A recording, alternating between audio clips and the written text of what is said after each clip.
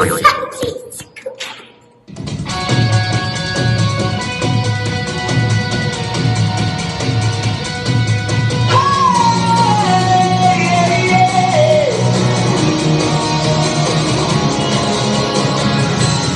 day in history.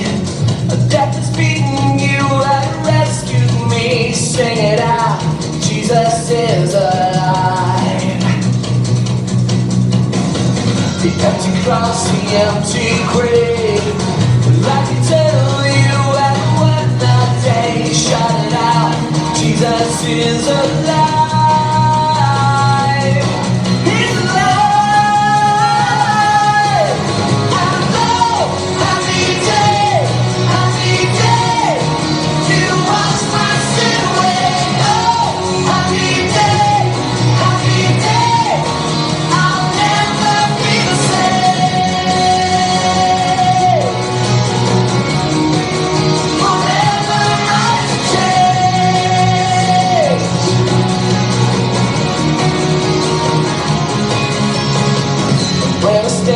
In that place, free at last, meeting face to face. I am yours, Jesus, you are mine. And this joy and perfect peace, earthly pain finally will cease. Celebrate, Jesus is alive. He's alive.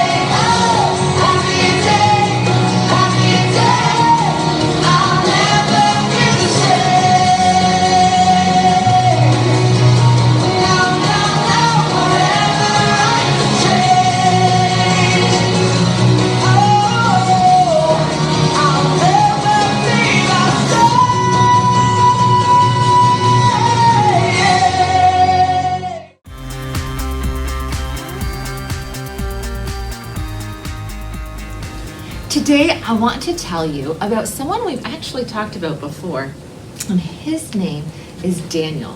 So Daniel has an entire book in the Bible. It's one of the major prophets, and he has about 20 pages all about his story, and I love Daniel. So we're going to just have a quick overview about Daniel and his life and the interesting things that happened to him. And I want to challenge you to sit down with your parents and read the book of Daniel. It's actually a fairly pretty easy read, and you can find out more details about his life and have some pretty interesting conversations with your parents. So I challenge you this week to start reading the book of Daniel. So let's hear about his life. Now, to learn about him, I've brought a number of things here to help us visualize what happened to Daniel. So the first thing was that Daniel and his friends were living in a place called Jerusalem, and that was the place where the Hebrew children and their families lived. So they were at home in Jerusalem when King Nebuchadnezzar came in, took over, and found all these bright young men and pulled them from their family to take them to Babylon. So Daniel and Shadrach, Meshach, and Abednego were a part of the group of boys who were taken from Jerusalem to Babylon, a new country, a new place, new language, new rules, new everything. One of those rules, you'll know, was that in their old home, they had a lot of rules. But now in Babylon, they had different rules that didn't line up with the rules they had in their own home. So one of the things when they lived at home, they would have been taught that God wanted them to be careful what they put inside their bodies. And so certain foods were discouraged. They were told, you really shouldn't be eating these things. So a hamburger would be one of those things. They probably wouldn't be eating a hamburger, but looks pretty good. So they went to this new land, Babylon, and all of a sudden they were told to eat a bunch of things they weren't supposed to eat. And of course, Daniel and his friends said, we want to honor God and what we have been told. We're going to follow the rules that our parents have set up for us, and that we know that the Word of God is telling us to obey, and so we're going to continue doing the things we should be doing, even though there's no one here telling us that we shouldn't eat the hamburger. We're going to choose to not eat it. That was an interesting thing, that they chose to follow the rules, even though no one was there telling them they had to. Something else interesting about Daniel is that he interpreted dreams. So I brought this blanket because often you're sleeping when you have a dream, right? And so King Nebuchadnezzar had an interesting dream about a huge statue made of all sorts of different materials. And Daniel interpreted this dream, and he talked about how each section of different material represented a different ruler and time period. And he had a really great answer, and those answers came from God. The next thing that happened, well, King Nebuchadnezzar was really impressed with Daniel and his integrity and the things that he was receiving from God. And so he made him a ruler, not an actual ruler, but he was put in a place of authority. He was in charge of things. So Daniel was promoted to a high level of respect and authority. Then the next thing that happens, the story we all know, is of Daniel's friends. There was a statue that King Nebuchadnezzar made, and he wanted everyone to bow down, and Shadrach, Meshach, and Abednego said, no, we cannot do that. We must honor God. Even though there's no one here telling us that what we're doing, that we should or shouldn't do things, we're still going to make the right decision. We're going to have integrity. And so they refused to bow down, and King Nebuchadnezzar threw them in the fiery furnace. So I brought a little lantern here to remind us of the fiery furnace. We all know that story, I'm sure. Then King Nebuchadnezzar had another dream. He had a dream of a tree. So I have a plant here to remind me of the tree. And this dream of the tree, again, was interpreted by Daniel. And it was an interesting dream, because this dream was all about King Nebuchadnezzar. And King Nebuchadnezzar went from being in charge of the country to losing his sanity. And he ended up going from the top of the top to the bottom of the bottom. And Daniel told him the bad news that was going to happen. And of course, it did happen. Then we have the story of the writing on the wall. So I have this marker to remind us of the writing on the wall. I love this story. I think it's really interesting. The king was having a party, and everybody was kind of having a lot of fun and good time, and all of a sudden this hand appears and writing on the wall, and these words were written on the wall, and everybody was really upset. This was kind of a weird, freaky thing. I mean, could you imagine a hand just appearing and writing on the wall? It's weird, right? And they were all upset, and they were looking for someone to explain what was happening.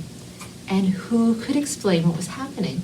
Someone remembered that Daniel was a man of God and who had interpreted dreams for King Nebuchadnezzar before. And so they brought Daniel out, and Daniel was able to tell them what was going to happen. What was going to happen was that the ruler of Babylon at the time was done. He was making some really bad decisions, and God was saying, your time is up.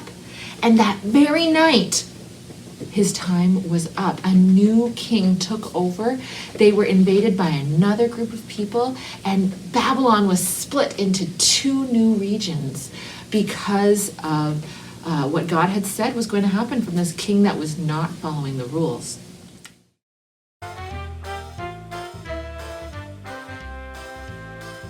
Hello and welcome to How to Make Hot Chocolate. Now, you need to have a parent with you just so that this hot water doesn't burn you. Okay, so you need some hot chocolate, a mug, some marshmallow, some whipped cream, and a spoon. So I'm going to take my hot chocolate, I'm going to open it up and pour it into my mug. And then I'm going to take my spoon and put it into the mug and pour my hot water into the mug, slowly and carefully, not to hurt myself. And then I'm going to stir and stir. And make sure it's nice mixed in. You can add some milk at this point if you would like it cool down quicker, but I like mine nice and hot, so I don't do that very often. And then you can add some marshmallows. Now, I don't really like my marshmallows in my hot chocolate. So I just eat the marshmallows because they're really tasty. But the one that's really nice to me because it's make this difference. So I'm eating my marshmallows. I need to add my whipped cream to my hot chocolate. Now, I like my whipped cream. I don't know if you like whipped cream, but this one's really hard. Oh, there we go, to open. And you put your whipped cream into your hot chocolate till it's nice and even. And then you enjoy your hot chocolate. Very tasty. I don't know about you, but I love it. What do you think?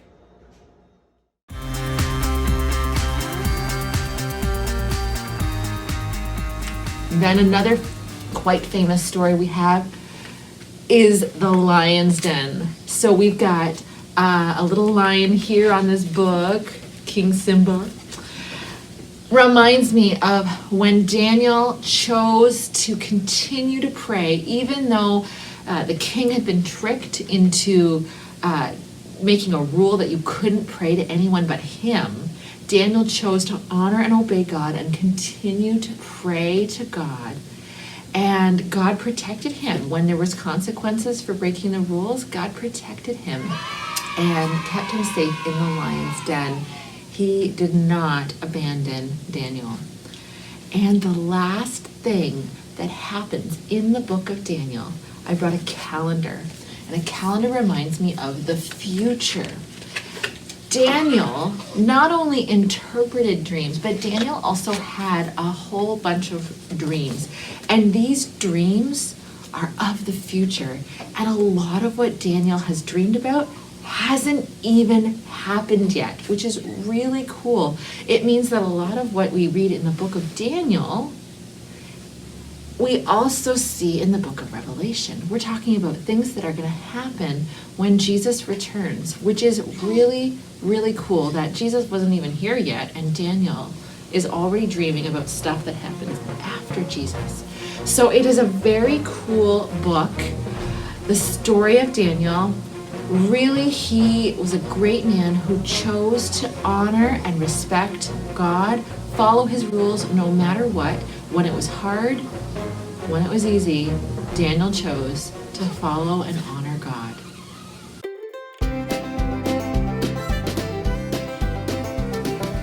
Hey everybody, welcome to Give It a Shot. I'm Scott. Today we're going to do a challenge to throw a plane through a hula hoop hanging from wherever you want to hang it, wherever your parents want to hang it. Ask for permission. So, I've got 3 paper airplanes here. 2 of them are made by me.